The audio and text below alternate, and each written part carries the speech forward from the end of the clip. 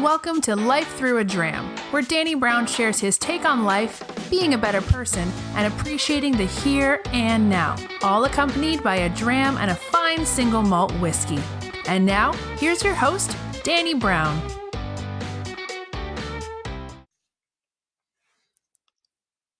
So today was meant to be a different podcast about mortality and family and recognizing your place in that equation. And I guess in a way this podcast actually talks to that, but it's a different one from the one I was planning. And I will revisit that one and talk about it in a future podcast. But I wanted to talk today about a Facebook post from the mother of one of the kids that was involved in the recent school shooting in Texas.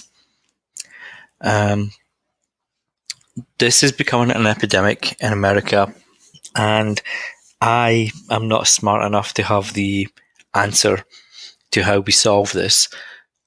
But reading this post from this mom and what her daughter went through gave me pause to just think that we have to move beyond politics. We have to move beyond personal beliefs about gun control or not gun control, and we have to move beyond, righteousness and non-righteousness, and just fix this because it's happening too often. This was I believe, the 22nd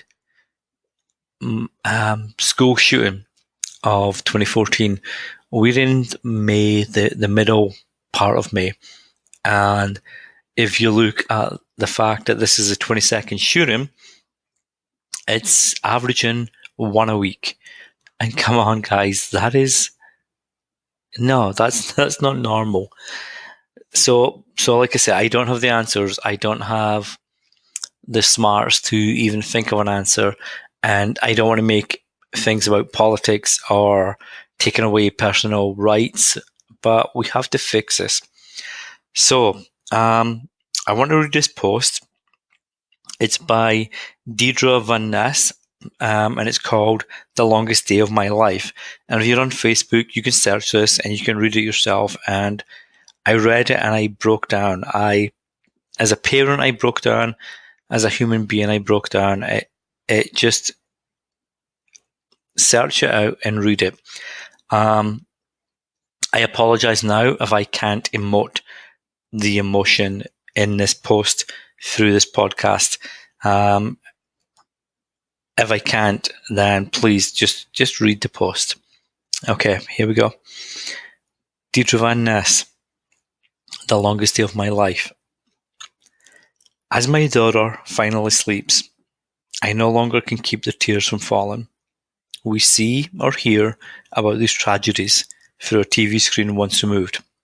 While we grieve with and for the families, we truly have no idea what they're experiencing. The outpouring of prayers and love from across the country have been very much appreciated by our family. And for those saying that sending prayers means nothing, all I can say is shut the fuck up. You have no idea how much it means to us today, knowing we were not alone in praying for our child. I've talked to some people today and then had to shut my phone off as it became too overwhelming. But I think it's important for people to hear these stories and truly understand the impact. Our dear start of normal. Isabel was happy and looking forward to the weekend. I dropped her off at school about 7 a.m, told her I loved her, to have a good day, and then headed home to get to work.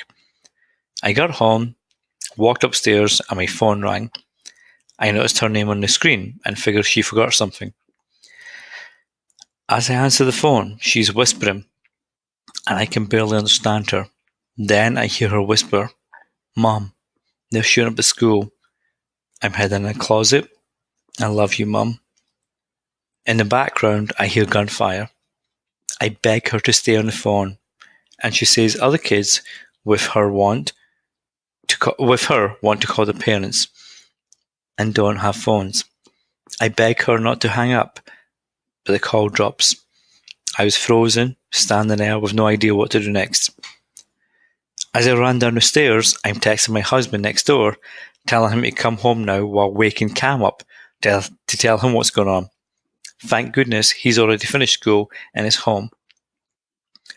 We meet in the front yard, and I'm trying to tell Kenny what's going on while crying and trying to get in my car. At this point, I don't know what to do. I send a group text to my family telling them she's hiding and to not call Isabel and give away her hiding place. To not call the person that's in danger. I can't imagine. But I know, you know why she does it. But, oh man. I want desperately to get to my child. However, being a part of a law enforcement family, I also don't want to hinder the police from doing their jobs to try and save my child. We make our way schoolwards and are passed by no less than 30 emergency vehicles along the way.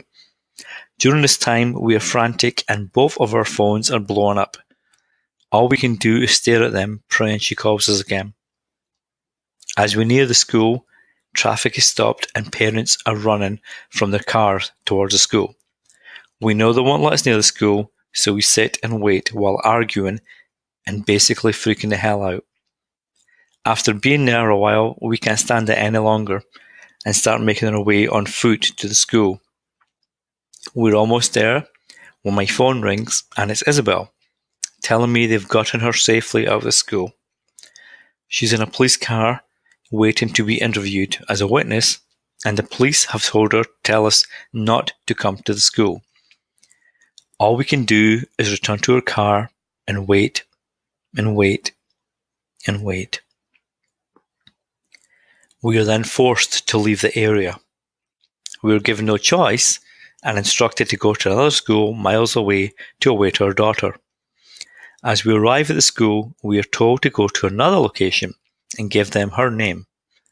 We are then told to go to another location and wait for them to bus the kids over from the high school. We arrive at that location only to be told to return to the last location. At this point, Kenny has had enough and refuses to budge one more step. They are repeatedly telling us that we need to leave that area, and he's standing there with his chin in the air, acting like they are not even speaking. Go, Dad. His mind was made up, and he wasn't moving one more inch until we had our daughter. At this point, an FBI officer walks by and Kenny chases him down. Basically, they explain our daughter will be detained for questioning, and we should leave a number and they'd call us when she was released. As if there was a chance in hell that we would leave. As we're speaking with him, the first busload of children arrives. We watch these children walk off, looking lost, while their eyes search the crowds for their loved ones. Our daughter isn't on this bus, or the next one, or the next. She calls and tells us she's still at high school, but she's now on a bus and should be here soon. Her friends and boyfriend are calling for reassurance that she is safe. By this time, we've been waiting hours. The parents are forced to stand outside in the heat. Tempers are rising with the temperature, and we watch a few parents force their way through to find their kids. We also see the community rallying around us and arriving with cold bottles of water and big hugs for the waiting parents. I'm on the phone as another bus passes by. Kenny heads to the back of the building again. The next thing I see is him walking towards me with Isabel. Finally, I get to hold my baby as we both cry, and I try not to notice the blood on her. As we see the media arriving, we hurry her to the car and head home. We get out of the car, and Isabel turns to me crying and saying, "I'm so sorry, I'm completely confused." And she says, "I'm sorry for calling and upsetting you. I can only close my eyes and think about this child who is still worrying about others after the traumatic experience she's just experienced." I assure her that she did everything right and try to get her to go inside. There are only Cam and my mum waiting inside, but she is too overwhelmed to even see anyone. She hugs her grandma, decides to change her clothes, and heads upstairs almost immediately. As we are sitting upstairs, she's clearly in shock, looking around the room blankly until she glances down. She looks at me and says, "This is my favourite outfit, and now there's blood on it," and bursts into tears. We hold her until she calms down and convince her to change clothes. Cam is trying to get near her, but she's just too hypersensitive to have anyone around. We're trying to soothe her as Cam walks back into the room with tears in his eyes. I leave Isabel with Kenny and go to him. He starts crying and tells me he just found out his best friend was one of the children who died. I now have 2 children crying, and we are helpless and can do nothing but hold them and try to make them feel loved and safe. I glance down and notice my foot is bleeding. I have no idea what I've done or when it happened, as I don't even feel it. Cam heads off for time alone, and we stay with Isabel while she begins to calm down. We're thanking God our child is home, and then she begins to talk. I can only say that I'm so glad we didn't know what was going on while we were waiting. She arrived at school and headed to her first period, art. She loves this class and was excited to finish her year-end project. As she focused on the project, the first shot barely registers and she isn't sure what she heard. Suddenly, the kids start screaming and running.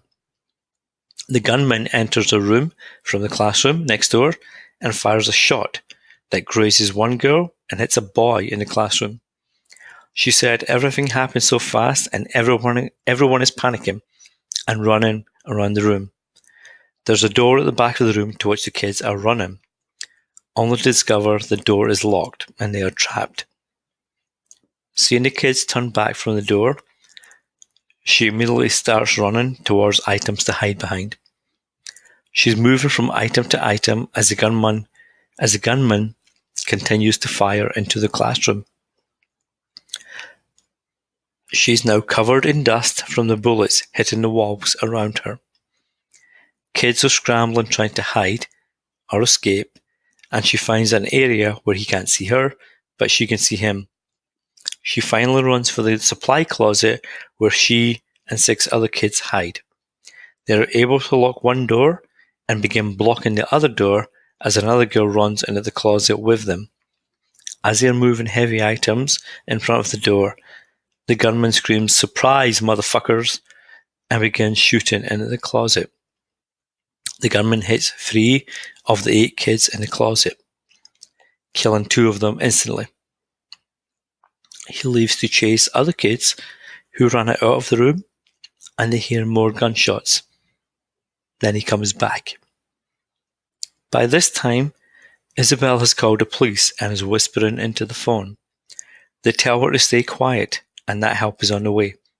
Then silence on the phone. They hear the gunman in the classroom next door yelling, "Woohoo!" and firing more shots. She hangs up and calls the police back to be told that they are entering the premises and to stay quiet and keep hiding. Then she hears only silence again. The gunman then comes back into the room and they hear him saying, "Are you dead?" Then more shots are fired. By this time, cell phones all over the classroom are ringing and he's taunting the kids in the closet asking them, "Do you think it's for you? Do you want to come answer it?" Then he proceeds to fire more bullets into the closet and tries to get him. She calls the police again and they tell her they were headed towards the classroom. After another 5-10 minutes, the police arrive outside the classroom. By this time, she's been laying on the floor for over 30 minutes next to her deceased classmates. They listen to the exchange between the gunman and the police. as I can hear him reloading his weapon. Finally, the gunman surrenders and police take him into custody. As the door to the closet opens, she is staring at guns pointed at her. They're instructed to put their hands up and slowly leave the closet. As they are leaving the closet, they're walking past bodies in the classroom and hallways. They are frisked and removed from the building, where they are placed in police cars awaiting questioning. She and her friends had been in the same room with the gunman the entire time. At this point, she makes a call to us that we received while walking towards the school. Finally, they get her on a bus, where the bus driver is asking her if she knows anything about her own daughter, who Isabel had seen on the floor as she walked through the classroom. This wonderful woman did everything she could to make Isabel feel safe while not knowing the status of her own child. As the afternoon progresses, her phone is gone crazy with students reaching out to one another. The kids are sharing about what they saw and who'd been injured and transported to hospital. One friend who ran from the gunman tells them there was more than one gunman, although we've not heard us again in the media. It's at this time I notice that she's agitated and I look at her phone. Unbelievably, other students are bullying her on social media, blaming her for not trying to do more to save her classmates, calling her a liar about what's happened. I tell her it's time to shut off social media and put the phone away. She is now glued to the TV, and my niece, Savannah, is on her way over to be with her cousins. Every noise makes her jump, and sounds are triggering reactions. She's our shadow. Isabel becomes more and more upset over the TV, as they are interviewing people that weren't in the area where the gunman was, and they're reporting incorrect information. She tells me that she's been contacted by the Washington Post and wants me to let them interview her. Now, you have to remember, this is our extremely shy child, and my only thought is to protect my child. We talk about it, and I explain that while some may feel better sharing their story, others do not. She's insistent. She wants to share her experience so that people know what happened. Within the hour, we have our reporter and cameraman in our home. They were so polite and careful with her. We're finishing up the interview, and I look down and notice that I never ever wiped the blood off my foot. We turn our phones back on and are being bombarded with calls and texts. Wendy calls as a friend's son was shot and in surgery. Stephen calls from out of town to check on everyone and ask if we know anything about a foreign exchange student his friend is hosting. My niece Savannah has come over to be with her cousins. Gregory is now at the house. Our family calls asking if we know anything about the kid's cousin. By early evening, the families of missing kids are still waiting for news. Explosives have been found in the school, and they have been unable to identify the fatalities while they continue to sweep the building. As the evening progresses, Gregory and Kenny take the children to the vigil for the community while I go for food. On my way to get food, my phone rings with confirmation that their cousin has died in the shooting. After 10 hours of waiting, the parents were called together and asked for pictures of their children. They then marched them and notified the families. Think about that for a minute. Over 10 hours, not knowing whether your child is safe. We return home and begin to eat.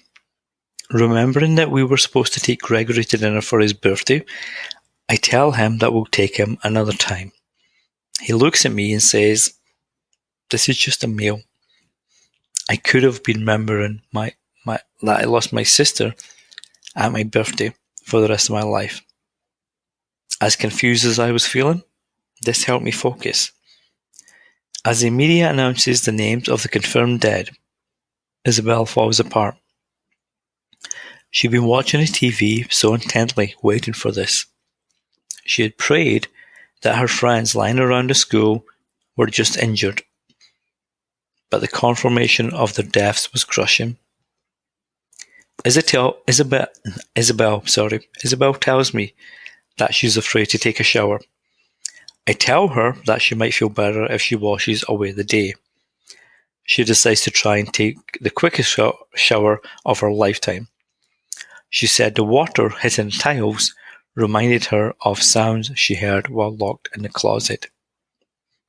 Later in the evening, another parent reached out to ask if Isabel could come over as her daughter wanted to see her. As she also wanted to check on her friends, I drove her over. We weren't there 15 minutes and she was ready to leave. One of the other girls was not at school today, and the other had to run out and was not near the shooting area. As we get in the car, Isabel tells me that she couldn't breathe and had to leave. They felt like strangers to her, as they didn't have the same experience. We talked about grief and how each child's experience and reaction to it will be different depending on where they were in the school at the time. For now, she feels like she needs to be with those people in the 2 classrooms that were targeted, and I completely understand. We get home and she asks her daddy if she can sleep with me. He left to go take care of Cam, and I'm sitting watching her sleep. I'm so proud of her and her bravery and her caring heart. She saved herself, called the police, shared her phone with others who were afraid, spoke to a reporter to share her story, and stayed strong until she was able to transfer her burden to us. So far, she's sleeping peacefully. No tossing, turning, nothing I anticipated. But as she dreams, she knows that I'm sitting here watching over her, and I hope that's enough for her to find peace in her slumber. As for today, the bus driver, who so kindly watched over my daughter, lost her own. My daughter lost 2 beloved teachers and friends. My son lost his best friend. Our family lost their cousin. A family in Pakistan lost their daughter who was here as a foreign exchange student. Other families' children didn't come home today. Our community lost their innocence and feeling of safety. And I noticed that I still haven't washed the blood off my foot. Like I say, no politics, no personal beliefs, no prejudgments. But we have to fix this, because this cannot keep happening. Thanks. This has been Life Through a Dram. Be sure to subscribe so you don't miss an episode.